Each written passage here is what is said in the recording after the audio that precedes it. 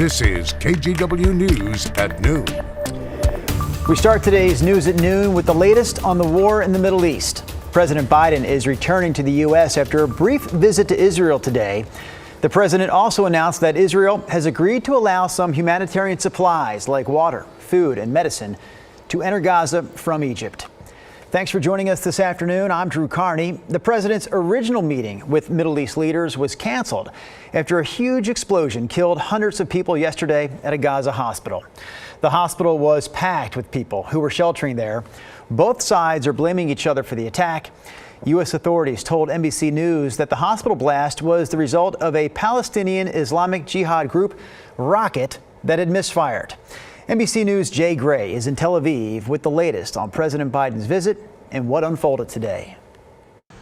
Good evening, and a lot unfolding surrounding the president's visit to Tel Aviv here today. And then after his departure, some news that many around the world had been looking and waiting for. Let's start with that. The president has said that he's going to provide $100 million in aid from the U.S.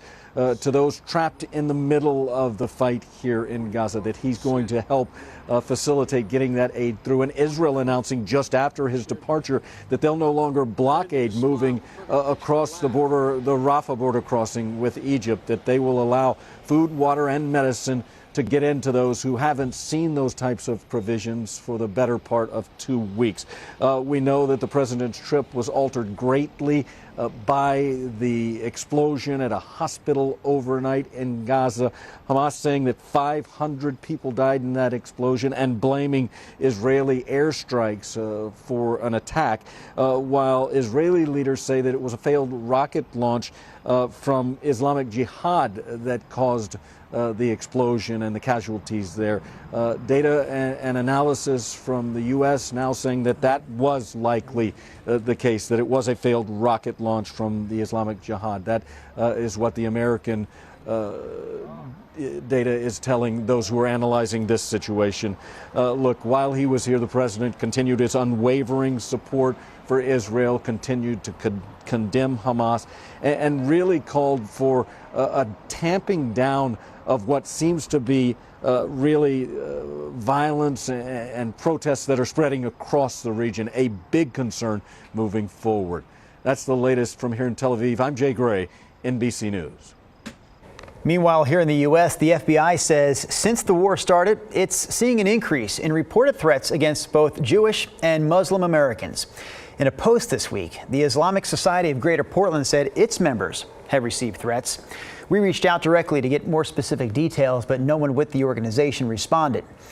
KGW did speak with the Council on American Islamic Relations. So that organization says a lot of people are afraid to report a threat, but also explained why threats should be reported.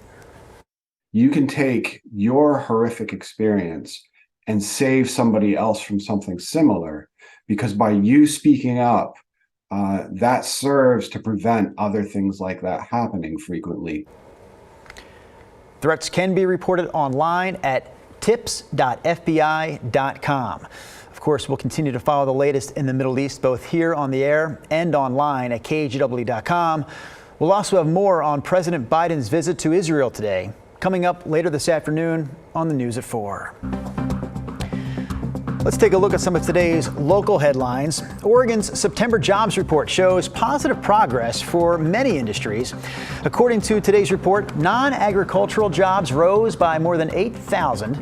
The biggest gains in September were in construction, professional and business services, and leisure and hospitality. Oregon's unemployment rate was 3.5% for the month. That's up just a bit from 3.4% in August. Both months were lower than the national unemployment rate, which stands at 3.8%. More than 1,300 Peace Health workers in Southwest Washington say they may lose their health insurance if they go on strike. The union representing those workers in both Vancouver and Longview says management mentioned that threat after walking away from the bargaining table.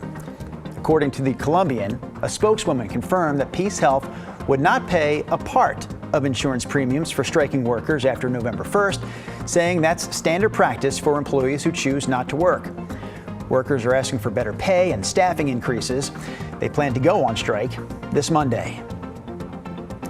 The Portland Public School District will hold a public meeting with parents tonight to address a possible teacher strike. The teachers union and the district failed to reach a deal yesterday.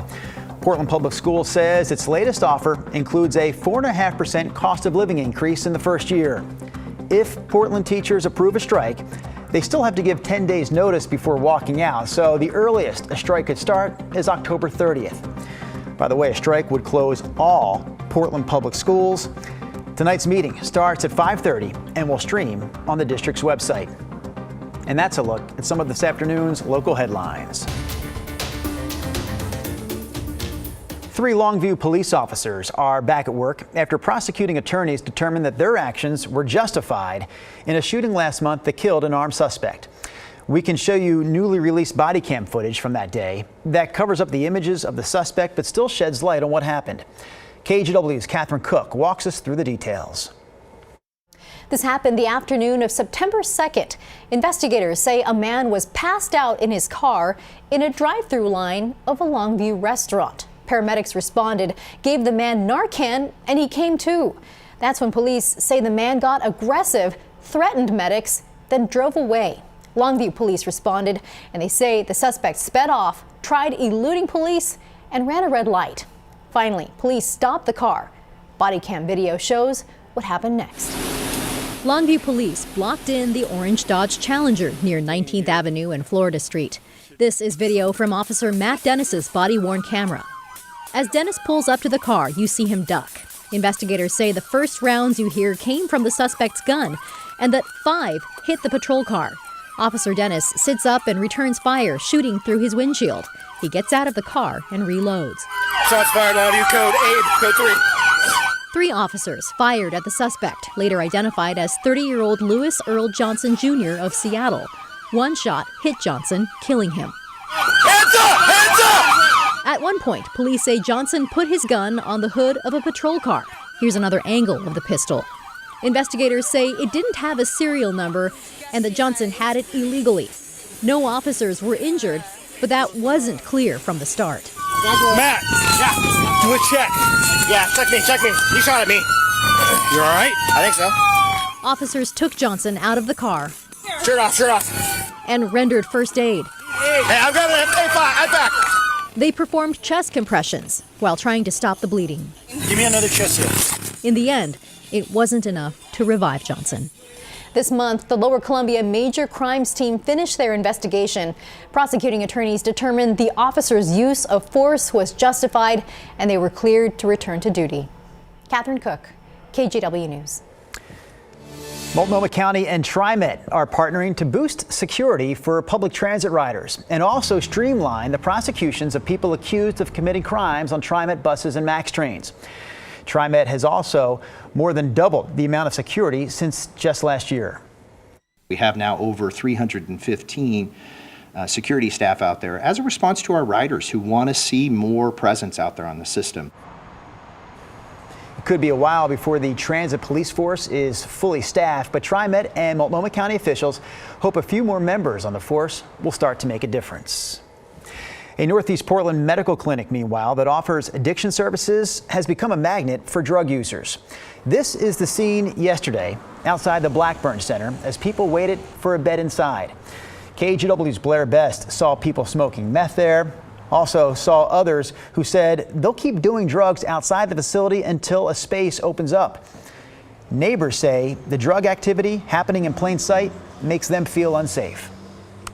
I think it's horrible. I mean, they're supposed to treat people for drugs and it's available to them right outside. It shouldn't be there at all. Oh yeah, I tried to get in here a few times. It's really difficult because they're backed up. Central City Concern is the nonprofit organization that runs the Blackburn Center. In a statement, the organization says they're working to create a safe environment outside the center.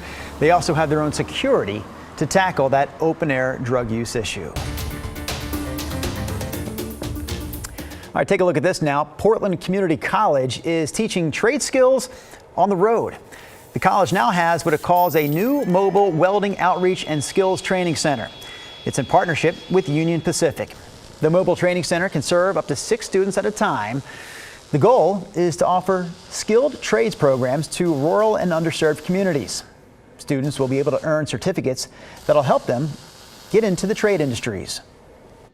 It definitely has a transformative effect for folks who want to try something different, work outside of an office with their hands. It's changed families' trajectories and built wealth for folks.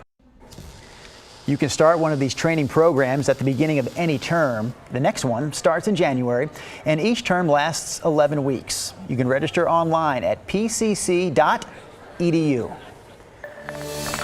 How about the skill of forecasting? Oh my goodness gracious. I actually forgot. Rod warned me before this afternoon's newscast that he was going to be in the makeup because he just was on a story, obviously a Halloween-related story. Rod, I completely forgot that you were going to look like that. Yes, learning how to be a spook, if you will, at the Underhill Haunted House. That's the big one down underneath Memorial Coliseum. That story that we had so much fun shooting today will air on KGW News at sunrise a week from this Friday morning. Now, if you will allow, let me be a serious weatherman. We have beautiful clear skies. I wanted to start with Timberline because look at the temperature. This is one of the warmest spots in our entire state right now. The fact that it's warm up top, 65 degrees, what we call a temperature inversion. Again, if your temperature inversion means as you go up, you get warmer aloft, where typically you would get cooler. Here's the beach. It's been beautifully sunny here all day. There was not a marine layer. 59 in Cannon Beach. Stoller Family Vintage Estate down Dayton was foggy. Now it's cleared out. Downtown Portland, basically downtown, has been sunny all morning. Now this is the temperature out along the Columbia River where it just started to clear out of the fog out of PDX in the last hour or so. That's why the temp is lagging a bit at 57. But I do expect a big warm up. I'll leave today's high at 73 and then later today 65. Now that is your forecast, assuming that you trust your forecaster. Okay, Drew, I'm done. I get that you're done. I just need a second to recover from that. Okay. Here it comes. Thank you, Rod.